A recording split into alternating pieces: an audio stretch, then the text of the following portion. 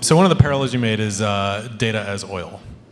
And that's one of the things that long-term really honestly scares the shit out of me. Because if you think about what we do with oil, we bucket it, we price it, we fix the price, and then we kill each other over it. Yeah. And that's obviously a huge problem for humanity. And so as we were talking earlier in the day about data equality is something that's already falling apart on a global level. Walls are getting put up in other parts of the world. And so I'm curious, as you think about maintaining our AIs or our automation or our machines' access to information, or the information might reside in another country, obviously data equality or data access becomes an important part of future industry success. Yeah. And so how do you think about negotiating or coming to an agreement with the rest of the world about how to treat data? This is one of the biggest issues we have to get our arms around in the coming years, and we're just at the beginning of it, as most of us know. So our current approach towards data is this.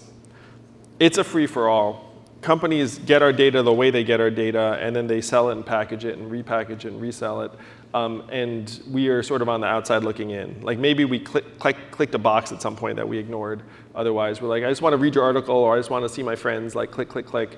And then our data is now getting spun out in various ways. It's still not as robust as the data in China because they have a more lax view about privacy, and the companies are much more aggressive, and the government is in on it. So you imagine that's like the data dials turned all the way up to 10 or 11. And for us, it's the companies just doing what they will with our data. Now, here's one of the saving graces, is that right now, some of our data is getting sold and resold. A lot of it is anonymous, and that data would actually become more valuable if it was individualized and personalized. Now, how the heck can you have that happen? The only way you have that happen is if the individual has actually an interest in sharing their data and agrees to do so and is willing. Now, the only way they'll be willing to do so is if they're getting something in return. So that, to me, is the direction we have to go. I'm in the camp, just to speak for myself, you can have my data if you make my life easier, as long as you don't abuse it or do something, I don't get spammed a lot or any of that stuff. And so we all have different data preferences. What we need to do is we need to have the data be ours and then be able to express that preference and hope that if you are even willing to individualize and personalize it, the value of that data actually shoots up and you can get a little bit in return. So this is, to me, the direction we have to start going. We have to start letting ourselves make decisions about this data.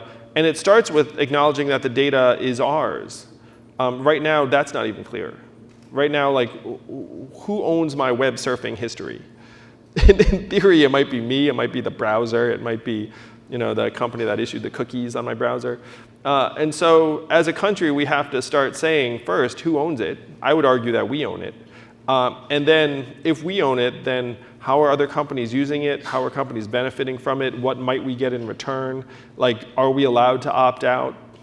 These are some of the most important considerations of our time. And to me, our country should be asking these questions and asking us, the American people, what our preferred approach is, as opposed to right now essentially having the default be we're bystanders, the companies are making the decisions for us.